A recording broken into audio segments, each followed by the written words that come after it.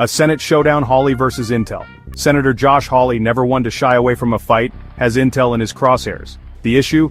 Intel's cozy relationship with China, a country that also happens to be America's biggest economic and geopolitical rival. Hawley isn't mincing words, calling out Intel for prioritizing profits over American jobs and even national security. The setting was a Senate hearing, the kind usually reserved for dry policy discussions. But Hawley, with his trademark intensity, turned up the heat. He grilled Intel executives about their investments in China, specifically in cutting-edge technologies like artificial intelligence and semiconductors. These are the very technologies that could determine global dominance in the 21st century. Hawley's line of questioning was relentless. He demanded to know why Intel, a company that benefits from billions in US government subsidies, is so eager to pour money into China. He pointed out the irony of Intel laying off American workers while expanding its operations in a country that routinely steals intellectual property and undermines American interests. The Intel executives, caught in the spotlight, stammered and dodged. They tried to assure the senator that their investments in China pose no threat to America, but Hawley wasn't buying it. He accused Intel of hypocrisy, of talking a good game about patriotism while putting profits before country. Let's talk numbers, shall we? Intel is investing a staggering $300 million to expand its chip packaging and testing facility in Chengdu, China. This is on top of the billions they've already poured into the country. Meanwhile, Intel announced plans to lay off 15,000 employees in the US, citing economic challenges. The optics couldn't be worse. Intel is essentially telling American workers, "You're fired, but hey, at least we're creating jobs in China." This is happening while Intel's CEO enjoys a 45% pay raise. Something doesn't add up. Hawley hammered this point home, accusing Intel of prioritizing cheap labor and access to the Chinese market over American jobs.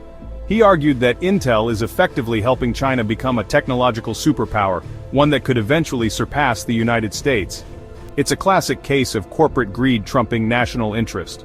Intel, like many multinational corporations, is chasing the allure of the Chinese market, with its 1.4 billion consumers. But at what cost? Are we willing to sacrifice American jobs and technological leadership for the sake of corporate profits? Now, if pumping money into China and laying off American workers wasn't bad enough, the allegations of forced labor take this scandal to a whole new level. Hawley confronted Intel executives about reports that their supply chains are tainted by forced labor, particularly in the Xinjiang region of China. Xinjiang is home to the Uyghur Muslims, a minority group that has faced brutal persecution from the Chinese government. There is overwhelming evidence that Uyghurs are being forced into labor camps, where they are subjected to horrific conditions. Hawley demanded to know if Intel could guarantee that its products are not being made with forced labor. The Intel executives, visibly uncomfortable, couldn't provide a straight answer. They mumbled something about investigating the allegations, but their response rang hollow. This is where the moral bankruptcy of Intel's actions becomes crystal clear. By refusing to condemn forced labor and ensure that its supply chains are clean, Intel is essentially complicit in this human rights atrocity. They are putting profits before people, plain and simple. The implications of Intel's actions go far beyond economics and human rights. There are serious national security concerns at play here. The technologies that Intel is helping China develop could be used against the United States in the future. Imagine a scenario where China, using advanced semiconductors and AI developed with Intel's help, launches a cyber attack that cripples America's financial system or military infrastructure. It's a chilling thought, but not an implausible one. Hawley warned that Intel's investments in China are strengthening a strategic adversary and undermining America's national security. He argued that Intel is putting short-term profits ahead of the long-term interests of the United States. This is a wake-up call. We can't afford to let corporations like Intel prioritize profits over everything else.